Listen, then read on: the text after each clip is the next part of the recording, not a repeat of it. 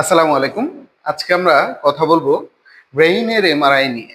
আমরা একটা এমআরআই যখন দেখি, ব্রেইনের এমআরআই আমরা দেখি অনেকগুলা ফিল্ম। তো অনেক যখন ফিল্ম থাকে আমরা যেটা হয় যে আমাদের মধ্যে একটা ভীতি কাজ করে এবং আমরা মনে করি যে আসলে আমি কি দেখবো, কি বুঝবো। তখন অনেক সময় আমরা রিপোর্ট দেখি। তো রিপোর্ট দেখি বা না দেখি এটা খুবই গুরুত্বপূর্ণ যে আসলে ব্রেইনের এমআরআইটা বোঝা। আমরা 2 থেকে 3 মিনিটে খুব সহজ করে যদি বলি, আমরা জানি যে এটা একটা ম্যাগনেটিক ফিল্ডের খেলা এবং এখানে অনেক রকম ফিল্ম আছে। বাট মোস্ট ইম্পর্টেন্ট 3টা ফিল্ম আমি এখানে দেখাচ্ছি। তার মধ্যে সর্বপ্রথম যে ফিল্মটা আছে এটাকে আমরা বলি T1 ফিল্ম, এটা T2 ফিল্ম, আর এইখানে আমাদের কন্ট্রাস্ট। সাধারণত ব্রেইনের এমআরআই এর ক্ষেত্রে এই 3টা ফিল্ম আমরা সবচেয়ে বেশি দেখে থাকি এবং এই 3টা ফিল্ম দেখলে আমরা মোটামুটি বুঝতে পারি যে সমস্যাটা কি। এছাড়া অন্যান্য ফিল্ম আছে যারা এগুলা নিয়ে বেশি ডিল করেন, ওনারা দেখে থাকেন।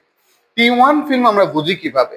T1 ফিল্ম আমরা যখন দেখবো ব্রেইনের, তখন আমরা এখানে আমি আগেও বলেছি, আগের দিন যখন স্পাইন এমআরআই বলেছি সেখানেও বলেছি, আমরা T1 বা T2 বোঝার জন্য আমরা সাধারণত সিএসএফটা দেখবো। এই যে সেরেব্রোস্পাইনাল ফ্লুইড বা এই যে ভেন্ট্রিকল, এই জায়গাটা যদি আমরা দেখি যে আমাদের সিএসএফটা কালো বা হাইপো ইন্টেন্স, সিএসএফটা কালো বা হাইপো ইন্টেন্স, তাহলে সাধারণত আমরা এটাকে T1 ফিল্ম হিসেবে চিন্তা করি। আর যখন দেখি যে আমরা সিএসএফটা সাদা বা হাইপার ইন্টেন্স, তখন সেটাকে আমরা T2 ফিল্ম হিসেবে চিন্তা করি। T1 ফিল্মটা আমরা অ্যানাটমি দেখার জন্য ব্যবহার করি, T2 ফিল্মটা সাধারণত আমরা প্যাথোলজি দেখার জন্য ব্যবহার করি। তাহলে এই যে এখানে আমরা সিএসএফটা হাইপো ইন্টেন্স দেখতে পাচ্ছি, কালো দেখতে পাচ্ছি, দিস ইজ T1।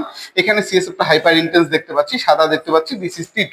আপনারা দুইটার মধ্যে যদি কম্পেয়ার করেন খুব সহজে বোঝা যাচ্ছে এটার মধ্যে, এই জায়গাটায় এটা এবং এটার মধ্যে পার্থক্য খুব সহজে বোঝা যাচ্ছে।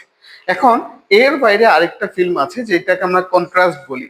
সাধারণত এটা অনেকটা T1 ফিল্মের মতো, কারণ এখানেও সিএসএফটা হাইপো ইন্টেন্স বা কালো থাকে, কিন্তু এটা আসলে এই সিএসএফ বা এগুলো দেখার জন্য করা হয় না।